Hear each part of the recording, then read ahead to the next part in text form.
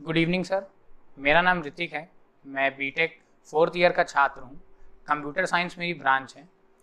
मैंने सर आपको पहले सुना था, आप कह रहे थे कि हर इंजीनियर को गणपत जी की पूजा ज़रूर करनी चाहिए और गणपत जी एक तरीके से इंजीनियर के आइडल की तरह होते हैं।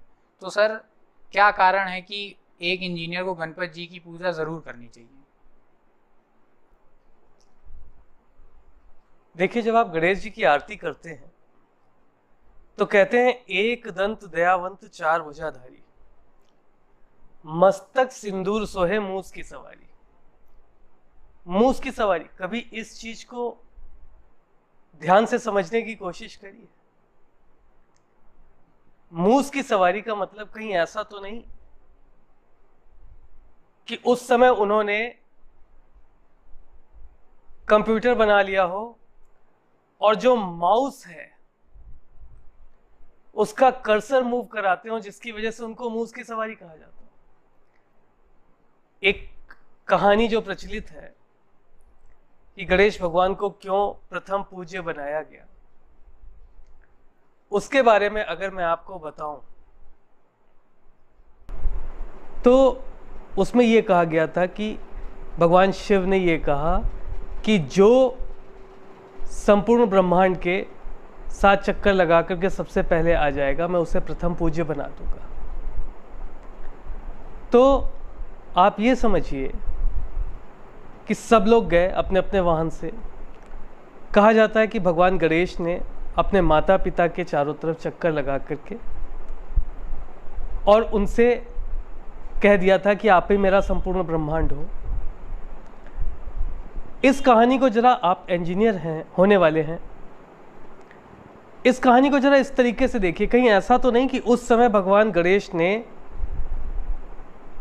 इंटरनेट और कंप्यूटर बना लिया हो और जो माउस हो उसको वो चलाते हो और उसी माउस की वजह से उनको कहा गया हो कि मूस की सवारी। अक्षरशः समझने की कोशिश मत करिए पुराणों को और वेदों को, वो क्या कहना चाहते हैं, उन्होंने आपको क्या बताया है, ये समझिए। ऐसा भी तो हो सकता है कि उन्होंने भगवान शिव से कहा हो संपूर्ण ब्रह्मांड मैं आपको यहीं से दिखा सकता हूं।